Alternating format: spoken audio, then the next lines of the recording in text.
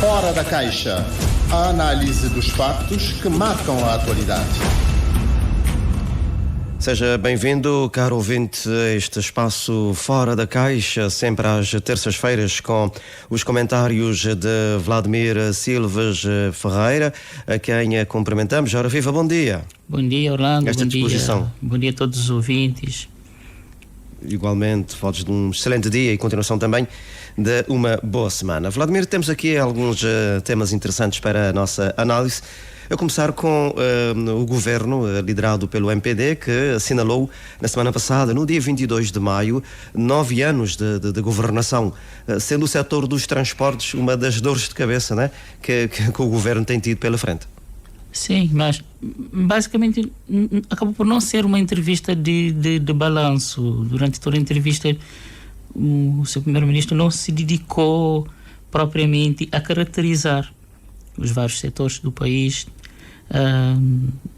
no ponto em que encontrou, e os números de base que serviram de partida quando iniciou a governação em 2016, com a evolução dos mesmos e a situação atual. Mas isso também penso eu que tem também muito a ver com o tipo de questões que foram sendo colocadas pelos jornalistas e por alguns convidados. Mas queria começar por um fato. A mim pareceu-me que a escolha do dia e do local da realização da entrevista não foi a mais feliz. O primeiro-ministro estava visivelmente desconfortável, estava a transpirar muito. A entrevista era ao ar livre, mas parecia que ele estava desconfortável. Talvez o ambiente estava com calor, não sei se é o efeito das luzes ou qualquer outra razão. Mas penso que acho que foi uma falha do seu staff, da sua equipa, que talvez não acautelou todos os detalhes que permitisse que o primeiro-ministro estivesse em condições de conforto para permitir-lhe uma entrevista no nível que já apresentou em outros momentos. Também ele estava com a voz um pouco assim rouco. Não sei se é porque estava cansado ou por qualquer outra razão, mas não foi o dia, nem o momento, nem ele estava nas melhores condições para uma boa entrevista.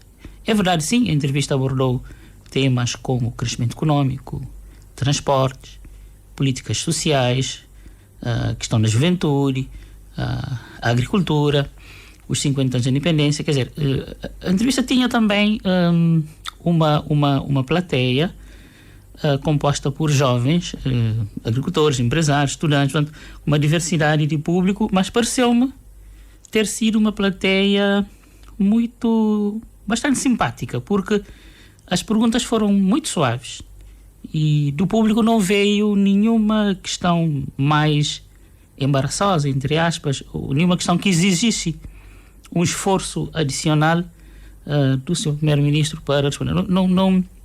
O público não colocou nenhuma questão assim mais complexa. Considero, portanto, que há aqui questões que deveriam ser mais discutidas durante esta entrevista de balanço com o chefe de governo. Como já disse, a questão do transporte, também temos o setor da saúde, que igualmente tem sido alvo de várias observações. Sim, a entrevista acabou, a meu ver, por não ser nem carne nem peixe. Nem foi um balanço tucur daquilo que foram as evoluções implementadas pelo governo nos últimos 9 anos, nem também foi uma entrevista que servisse de perspectivar o futuro com metas claras e com propostas bem consistentes. Mas eu aqui destaco, talvez por sensibilidade minha, entre os vários temas abordados, a questão do setor da agricultura. Não é? No setor da agricultura, a primeira pergunta que o senhor jornalista colocou tinha a ver com os aspectos fiscais. Portanto, que o quadro atual, do ponto de vista fiscal, não discrimina positivamente um empresário agrícola, um produtor agrícola, e o senhor primeiro-ministro mostrou-se desconfortável com esta pergunta e não apresentou o que é que se prevê de futuro, se há essa possibilidade, face às fragilidades da nossa agricultura, se seria ou não possível alterações no quadro fiscal que tornassem esse setor mais competitivo, mais atrativo e que facilitasse a vida do produtor agrícola. Mas mesmo assim, em aspectos como, é claro também que ele reforçou que algo que é um consenso nacional, quer dizer, uma das principais dificuldades da nossa agricultura é a mobilização de água, nisso concordamos todos. Agora, as estratégias, os meios para essa mobilização, desde o início, ele voltou a referir que é algo que é a marca desse governo, desde o início, quer dizer, a opção, dentre as várias opções, o destaque tem sido para a dessalinização, diferente do governo anterior, e aqui não, quer dizer, é claro que todos os governos acabam por, pelas especificidades do país, procurar meios diversificados de disponibilizar água para a produção agrícola. Mas este governo tem uma relação especial com a mobilização via dessalinização da água, que naturalmente é uma opção que tem os seus custos de aquisição de equipamentos, de instalação e de produção. O que é bem diferente, produzir água para consumo doméstico via dessalinização. É normal que no quadro doméstico as famílias podem pagar para o consumo doméstico 200, 300 cubos metro cúbico, mas que para a produção agrícola pode ser um custo incomportável. E aí há desafios óbvios na forma como poderá ser possível mobilizar água por esse meio a custos baixos. Até porque na semana passada, quer dizer, um alto responsável da própria Eletra apontou esta questão. E o Sr. Primeiro-Ministro vê como uma das saídas a possibilidade de incentivar mesmo os produtores agrícolas privados a mobilizar meios e a adquirirem os seus próprios sistemas de dessalinização. Isso, quer dizer, é pouco execuível face ao panorama geral dos nossos agricultores. Quer dizer, mais de 80% dos nossos agricultores são de famílias pobres e com baixa habilitações. Quer dizer, a questão de recursos, né, para a própria sustentabilidade, não é? Sim. Em relação aos outros temas, portanto, a toada foi sempre nesta linha. Portanto, ele apontou algumas possibilidades para o futuro, mas sem se comprometer com metas muito claras. É claro que o problema de transportes é o mais evidente neste momento, quer para o setor marítimo, quer aéreo. Quer dizer, as soluções anunciadas agora, eu penso aqui a nível da aquisição de novas embarcações, suscitam muitas dúvidas. A questão dos TACV, transporte aéreo, o governo parece querer insistir no mesmo modelo que deu errado até agora, ou seja, propõe criar uma empresa própria, uma empresa específica para transporte doméstico, para depois vir privatizar mais à frente. A privatização já deu provas, sobretudo neste setor, que não vai resolver o problema. Se assim fosse, a Binter e a Best Fly já teriam tido melhor sucesso. Portanto, mas ele insiste nesta linha que não deu certo no passado e que provavelmente também não vai dar no futuro.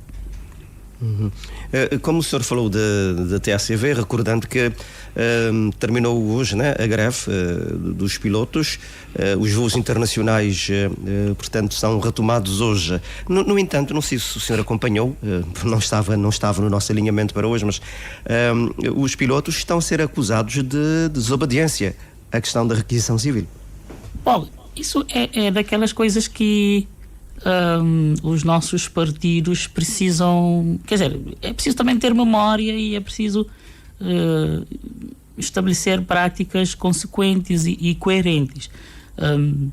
O MPD, enquanto oposição, foi sempre muito crítico e em muitos momentos sim, e bem, na minha ótica, da requisição civil em várias áreas.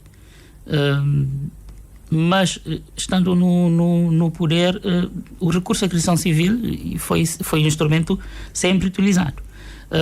Portanto, quer dizer, aqui estamos a falar de uma classe que é muito especializada, que não se consegue substituir uma hora por outra, que não dá para ter uma margem de aquilo que se chama de exército de reserva, que permita até a CV, portanto, não cumprir com as expectativas e as reivindicações dos pilotos. Portanto, aqui há que negociar, há que chegar a um consenso para o bem da própria companhia e para o bem e para também naquilo que é a reivindicação da classe. Temos aqui outros assuntos, nomeadamente a questão da eleição do novo presidente do PICV, Francisco Carvalho. Portanto, o Presidente da República também já felicitou o novo Presidente do PICV, desejando muitos sucessos a Francisco Carvalho. Que PICV teremos a partir de agora, Vladimir? Bom, em primeiro lugar é preciso felicitar todos os candidatos que se disponibilizaram para esta jornada democrática, não é?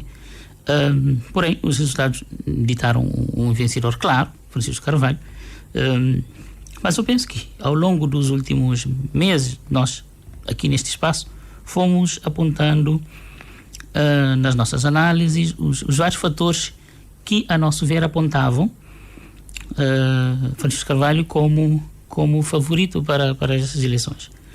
Vencer 2 vezes no maior município do país e ter segmentado um perfil que transparece humildade, integridade, ter trazido propostas concretas para resolver os principais problemas que afligem os cidadãos.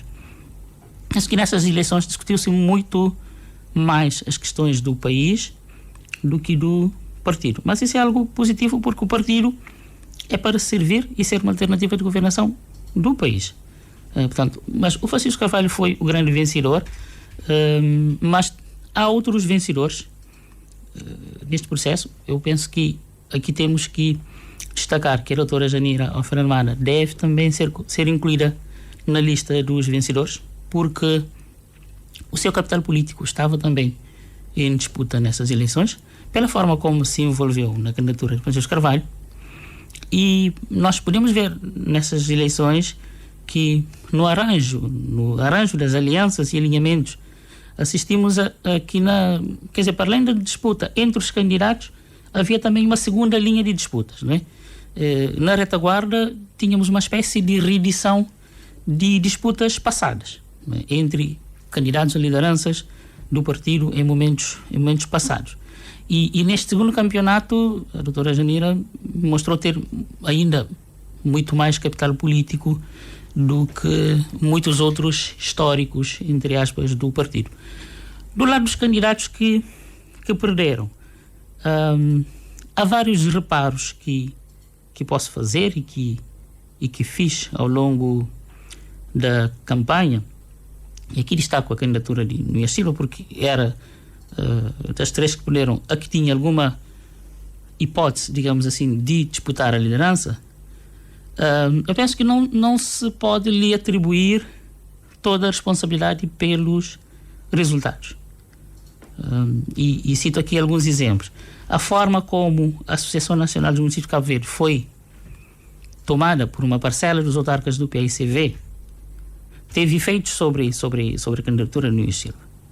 Também penso, é uma opinião pessoal, que a decisão do Sr. Jorge Lopes de recorrer ao Tribunal Constitucional na tentativa de impedir a candidatura de Francisco Lopes e Francisco Carvalho teve efeitos negativos sobre a candidatura de Nunes Silva. A meu ver, portanto, aqui são um conjunto de acontecimentos que penalizaram, e os números mostram, penalizaram bastante Nunes Silva. Queria também aqui fazer algumas observações sobre a base de dados e o número de eleitores do PICV, porque é uma questão que se tem discutido bastante e alguns opositores têm chamado a atenção que têm argumentado que Francisco Carvalho não teve um resultado assim por aí além face ao universo inicial de votantes, mas eu que acompanho isso há muito tempo e que acompanhei no domingo as eleições aqui na praia, o movimento em várias mesas aqui da capital e pude perceber que, de uma forma geral, houve uma boa adesão dos militantes às mesas de voto. O problema é que, na verdade, em rigor, o PSV atualmente não tem, de facto, 35 mil habitantes. 35 mil militantes, melhor dizendo. E digo isto porque, pelo que pude constatar, há muitos militantes falecidos, alguns até há muito tempo, e que não foram retirados dos cadernos. A base de dados também foi afetada pela massa de imigração que vem assolando o país. Há muita gente que ainda consta da base de dados e que não está no país e que não efetuou a sua transferência de inscrição para o país de destino. Ou seja, a base de dados precisa ser atualizada, então? Sim. Muito se falou da base de dados, da excelência do trabalho dos que se envolveram na sua concessão e na gestão, mas os factos mostram que a base de dados está muito aquém e muito desvazado da realidade. E eu vou dar um exemplo, um pequeno exemplo aqui, só para elucidar e para compreendermos que há uma distância grande entre a base de dados e a realidade efetiva do país e do partido. A título de exemplo, posso apresentar-vos um caso que presenciei. Numa das mesas aqui da Chácara Santo António, na lista de votantes, eu presenciei, constava o nome do antigo dirigente do partido, Dr. Armindo Maurício, foi um alto dirigente do partido, que faleceu há 10 anos atrás. Portanto, um alto dirigente reconhecido, não estou a falar de um militante de base, que faleceu há 10 anos atrás, ainda consta da lista como votante ativo. Portanto, nós estamos a falar aqui de apenas um simples militante, estamos a falar de um alto dirigente. Isso só para termos a noção do trabalho de limpeza dos cadernos que está por fazer. E para piorar a situação, a maioria das novas inscrições solicitadas no âmbito da dinâmica criada pelas essas eleições, não é, foram rejeitadas. Portanto, atualmente o PSV tem seguramente muitos apoiantes com pretensão de serem militantes que ainda não são. E muitos militantes, muitos nomes escritos no cadernos que ou já faleceram ou que estão fora do país ou que seguiram outro rumo na vida. Portanto, seguramente os números apresentados de que o PSV tem cerca de 35 mil eleitores precisa ser revisto. Então, portanto, há aqui um trabalho a ser feito pela nova direção do partido, não é? No sentido de fazer estas correções na base de dados e nos cadernos, portanto, de militantes. Eu perguntava-lhe também, há instantes, que PSV o país estará daqui para a frente com a eleição do novo presidente. Moralmente, estamos quase à beira das eleições legislativas. Há tempo suficiente para esta preparação do partido? Há que acreditar que sim. Orlando, há aqui um elemento que eu preciso que eu penso que devemos aqui deixar como observação. Eu penso que após essas eleições, com os resultados atuais e com a dinâmica e até diria euforia que essas eleições trouxeram, e com a escolha clara e inequívoca de Francisco Carvalho como presidente do PSV, já eleito, e pelos efeitos e os impactos que esta escolha está a ter na sociedade civil, eu penso que se a votação fosse aberta à sociedade civil no geral, os resultados talvez até seriam mais dilatados. Mas eu tenho uma preocupação. Eu penso que tanto o PSV como os órgãos do Estado é preciso melhorar as condições de segurança do presidente do PSV eleito, Francisco Carvalho. Eu não sei, do ponto de vista legal, quais são as responsabilidades do Estado no quadro daquilo que é o estatuto dos líderes dos partidos da oposição, Se essa responsabilidade não cabe ao Estado, caberá ao partido, no mínimo, assegurar condições de segurança adequadas face aos desafios, face aquilo que tem sido o teor e o perfil de propostas do Francisco Carvalho, face as propostas de ruptura e de mudança que ele propõe. Penso que é fundamental, é um apelo que eu deixo, que terá que ser revisto e melhorado as condições de segurança pessoal do mesmo. Mas porque há alguma situação extra, alguma ameaça, alguma coisa assim, que terá notado? Não, digo isso porque ele tem claramente, há uma euforia e há uma grande expectativa na possibilidade de ele vir a ser primeiro-ministro em 2026. Portanto, só por isso carece de condições de proteção especial. Mas isso é uma opinião minha e penso que devo aqui sensibilizar os ouvintes para essa responsabilidade. Lá está, volto a repetir, não conheço com detalhe o quadro que regula o estatuto dos titulares de cargos nos partidos, presidentes dos partidos, mas é uma responsabilidade que deve ser partilhada entre os órgãos de segurança e os órgãos do partido. É uma alerta e que vale o que vale, mas pelas expectativas criadas à volta dele, da possibilidade de ele vir a ganhar as eleições de 2026, portanto, é preciso todo cuidado. Os outros candidatos também à liderança do PICV agora, todos devem unir-se em torno de Francisco Carvalho, tendo em conta os desafios que o partido tem daqui para a frente. Acha que por causa de uma outra fratura, um outro incidente ocorrido durante o processo da campanha eleitoral interna no PICV, que estão reunidas estas condições para esta tal união que tanto se fala e coesão do partido?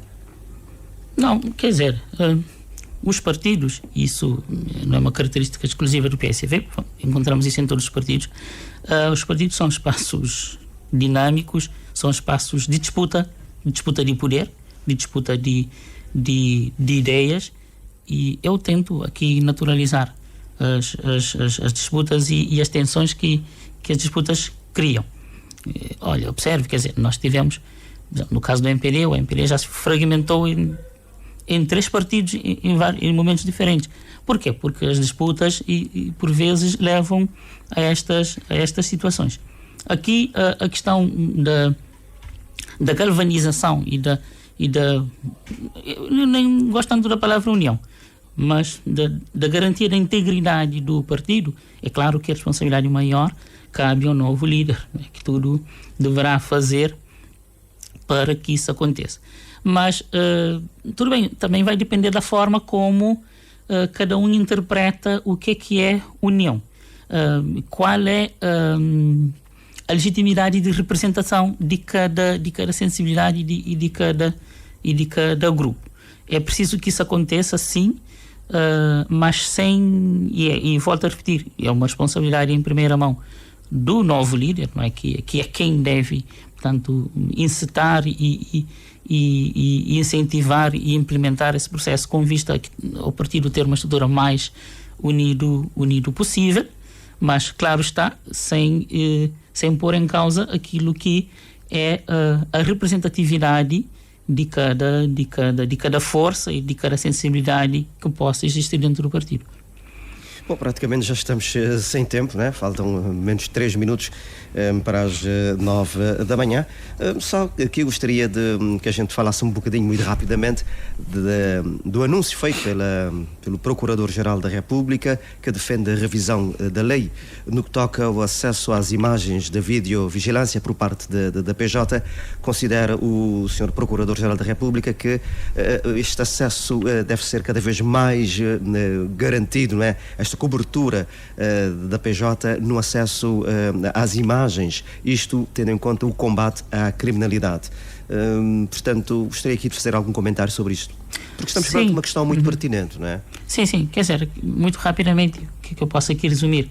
A videovigilância tem vindo a expandir-se em Cabo Verde, e tanto em espaços públicos como privados, e claro está, com o objetivo de reforçar a segurança e combater a criminalidade.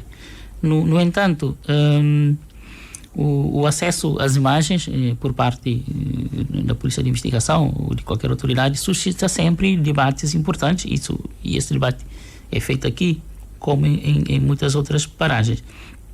O que a videovigilância tem de vantagem, de benefício? Portanto, facilita a investigação criminal, é um elemento preventivo, ou seja, que inibe e previne o crime. É um elemento também que pode servir de proteção a vítimas e a testemunhos. Mas, no contraponto, tem aqui alguns riscos, não é? Que é a questão da violação da privacidade, o uso abusivo dos dados e a discriminação e a vigilância arbitrária, se podemos assim dizer. Portanto, e aqui qualquer alteração deverá sempre ter em conta a possibilidade de melhorar o serviço das autoridades, da Polícia de Investigação, mas também, paralelamente, é preciso que se acompanhe em termos de garantia de proteção de dados e da intimidade das pessoas. Muito bem, Vladimir, já estamos praticamente sem tempo. Agradecimentos, a continuação de um bom dia e também de uma boa semana para si. Igualmente, bom dia a Orlando e a todos os ouvintes. Muito obrigado, Vladimir Silva Ferreira, sempre às terças-feiras, com os seus comentários aqui neste espaço Fora da Caixa. Fora da Caixa, a análise dos factos que marcam a atualidade.